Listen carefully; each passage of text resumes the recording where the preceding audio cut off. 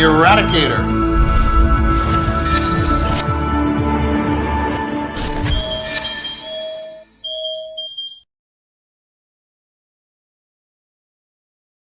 Hello everybody and welcome to the channel. It's Erad, and so Inside Star Citizen is back. We're gonna start our live stream with ISC. We have some Star Citizen gameplay as well. I see Deplorable Infidel is in the chat. Oh, Diplo was here yesterday. We went to Jumptown. It was interesting. There were a couple of changes, and we're going to cover that on the main channel as well and during this live stream. We'll talk about master modes. We'll talk about some surveys as well. So let's get started. Oh, and I forgot the Argo Atlas too. I tried the Argo Atlas, and so we will also try it out. A little bit of Star Wars Outlaws as well. Let's get started right now. Diplo says the Zeus is so pretty. Well, we'll see about that. First introduced at last year's CitizenCon, the RSI Zeus is steadily working its way through the ship pipeline to its intended release. And on this week's show, we'll take a look at two of its variants, as well as the new MFD rework that you've seen glimpses of here and there. Oh yeah, we saw that a lot in ISC, right? They were very happy to show that as an Easter egg. Well, it's coming right here. Diplo says he hates the 8-net each. You know, Diplo, I hated it when I got lost in it many times too, but now I know it much more. I once you know this ship, it's better, right? But you have to know where to go, I suppose. It's a multifunctional show. Let's get to it. Oh, there she is. It's got a ladder. Yes. Ah, that really makes me feel very happy here. That's quite something that we learned from the MSR, something that we desperately needed, and there it is. Hallelujah.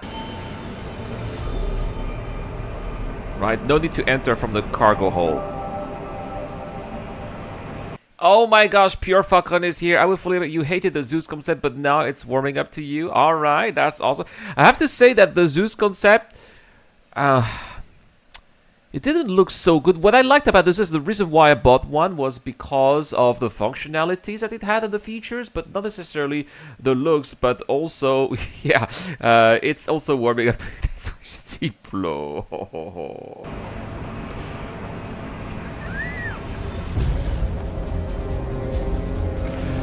Oh wow! Oh, look at those engines. They look so menacing. The RSI Zeus. This is a ship that I like the wedge shape, looking aggressive and sleek at the same time. I really wonder how quick it's going to go in atmosphere, but that is a ship that looks like it's going to soar in the skies. Mark II is a reimagining of the original RSI Zeus.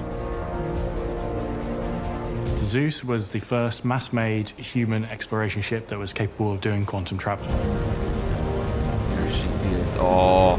We didn't want to just make the Zeus again. We wanted. Look at how flat that ship is, right? That's so crazy. I don't think you're gonna be able to stack two rows of large containers on top of each other on this one, but still. To kind of pay homage to what made the Zeus important, what made it iconic back then. We wanted to kind of give that an update. Oh, I'm gonna have to keep my eyes open, says Diplo. Modern day visuals and you know, make sure it really feels RSI.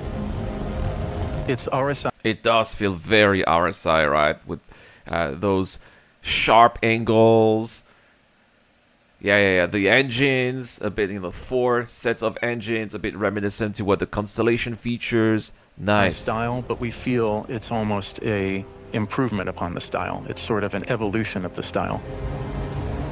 And so now, is it players good will at fighting? appreciate the consistency. Ooh, there's the cockpit right there. Nice view.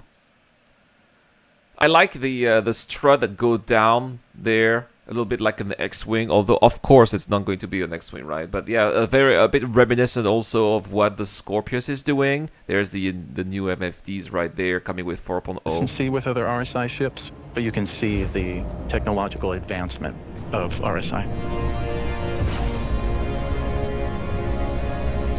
Oh my god, that's gonna be my new daily flyer. I mean, I've flown the C1 a lot, but I got a feeling I'm gonna be flying this more than the C1. I mean, I don't even have a C1. The C1 is the loaner for the E1 that I have.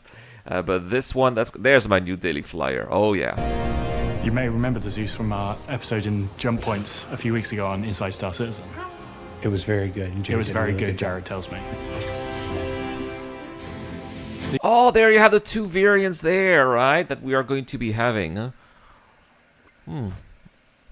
So you can fit 2 of those on those pads on top of the buildings. Yo, Daft, what's going on? Are you awake today, Daft? We're going to check out our episode of Jumptown a bit later, by the way, right after this. The Zeuses are a great stepping stone ship. So you've got your starter ship originally. You've dipped your toes in a few gameplay loops, and I wish that you had I wish you had drunk tea yesterday, Daft, not today. you just want to be able to do a bit more. The Zeuses allow you to do that with some friends.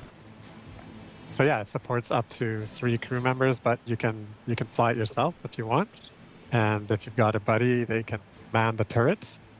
The Zeuses, for me, are probably some of the best looking ships we've ever produced. It is fantastic. I like the, you can see very utilitarian, those yellow stripes here. Although I'm not so sure that's the kind of looks that I want to sport. Right? Even if I have a Zeus cargo, I'd rather have the gray variant than the blue with the stripes. But to each their own, right? Used for Star Citizen, I think they really set a new visual standard in both their shape and style.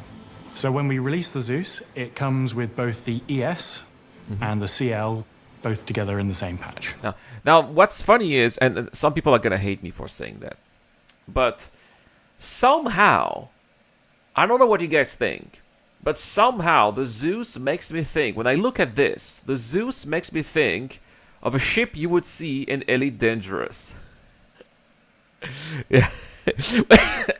which is not a bad thing. Elite Dangerous has great looking ships too, right? But this kind of makes me think of a ship you'd see in Elite Dangerous with the wedgie shapes, the sharp angles, the long lines like that. I don't know. I like Elite Dangerous personally, right? You love the Zeus, Dav? That's awesome. The ES is the exploration-focused variant of the Zeus, so it has a modest-sized cargo bay, larger hydrogen and quantum fuel tanks. So you can go further, right? A larger radar and a more spacious living area. Okay, so you got the bunk beds there. You can put some decorations on the bunk bed right now. Oh, cool dice there. I want to have that dice. The CL, the cargo version. There it is. That's my boy. Its cargo capacity. It Okay, you can put a you can put a ground vehicle inside. does that by shunting the sort of central bulkhead towards the front of the ship, so that increases the cargo capacity from 32 to 128 SC. 128? That's more than the MSR. 100? I didn't know. 128 SCU? Wow. Plus all the extra you can cram inside. Right, the MSR is dead, says that. Yeah. Yeah, the MSR is dead, man. That's At the expense of just really cramming in the living quarters to be much more compact. That's okay. Who needs a living quarter, right? The exterior of the Zeus ES is Oh yeah, Pure Falcon. We'll talk about the Atlas later. a very kind of iconic RSI arrowhead shape. We tried to stick to what was like the homage that the concept made of the first Zeus. It keeps the kind of central fuselage. You've got this big kind of central mass with these lovely kind of quite fast and aggressive looking Yeah, wings. that's what it is, and it does look like the old Zeus indeed. Right? And they kind of just help to make it feel quite aggressive and quite sharp, which I think builds on what RSI as a brand are kind of really about. Yeah, all their ships are aggressive and sharp, right? Even the Aurora is sharp. The big details on the flat surfaces, the mix of materials, I think is very well balanced.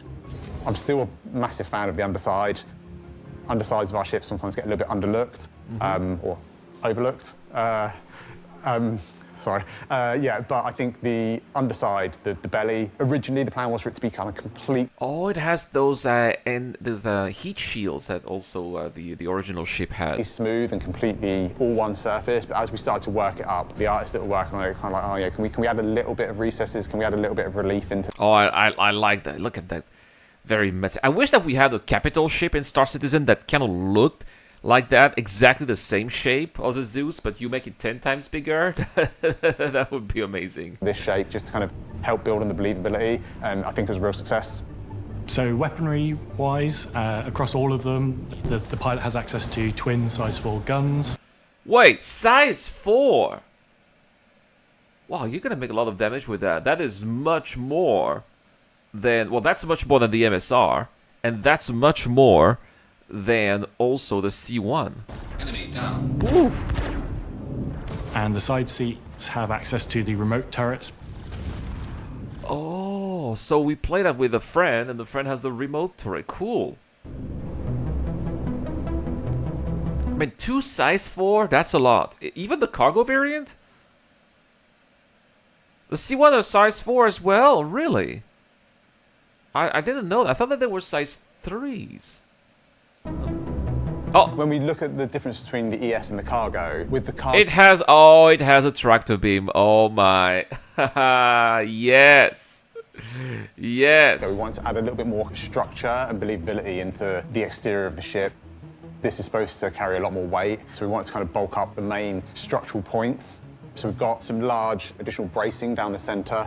And then the other thing that a cargo version is going to require is some additional thrust. So we want to kind of bulk up the main thrusters at the rear that allow So are they going to make it more maneuverable when it's empty? kind of take off, and those kind of downward point Yeah, the thrusters arm is of also their own empty, though. size, and add to that believability that this vehicle can lift a bit more weight than the base version. So if it's empty, it's more maneuverable, right? That's how it works, right? Because it's lighter. Oh, it has 3 So if we seats start in at the front of the ship, it's Okay. quite a tight space. One of the things that we kind of really realised early on with the vehicle is that we crammed a lot of stuff into the space that we had to play with. So the cockpit is quite tight. You've got a nice kind of 3-person cockpit up the front, and the seating arrangement echoes that kind of arrow shape. Yeah, so it's like the 2 co-pilots in the back. They are further in the back, right? They're further behind to accommodate for that lack of space. That we see on the exterior of the ship, and that just helps to make the pilot have the important up front seat, but also just ties everything together a little bit, which is lovely. It's a bit like, that makes me think of the old cockpit of the McLaren F1 of the 1990s, right? That's how it was. As we go back through the ship, we Where's go the airlock? into the airlock and the engineering area. Okay. This area changed quite a bit during the vehicle's development. We actually opened this space up a little bit. We took out one of the bulkheads. One of the things we realised as we kind of got into production there's the ladder right there. was that there was maybe a few too many doors. This really was the ideal place to kind of remove one of those and open that area up a little bit. Oh, nice. Yes, please don't give us too many doors. Oh, that's one of the things that I really despise. I love Crusader ships, but I really despise the amount of doors that they have. And I'm so glad that they understand that maybe players don't want to have so many doors. So we've got this engineering section that has the kind of main docking collar and also has the ladder exit. So we've got our kind of 2 front exits on the vehicle. Thank you, CIG. And that's going to be super useful, right? Imagine you cram so many... I know they said 128 SCU maximum capacity on the cargo grid. But if you cram a lot of other boxes, around that 122, I'd say you can easily get, and based on my experience with the C2 Hercules, where I crammed 750 SCU instead of 696, I went all the way to 750 in my C2. So I can imagine you can easily get to 150, maybe 175 if you push it inside that cargo bay, right? So you're gonna have to want to have a ladder so you can go inside and not be stuck in the cargo hole. And then as we go back through the corridor section, we have like a bit of a crossroads, so you can either go into the kitchen area. Oh yeah, the solar, absolutely. Which still has its nice window and looks out, and it's beautiful and perfect. Oh, I love when they have windows like that. You can see what's outside. You're doing stuff, you can check out if you're still in quantum drive or not, right? Or on the right, we've got the habitation area, where we've got 3 beds, toilet, a nice little seating area. I like that they have the toilets in all the ships, but we still can't use them.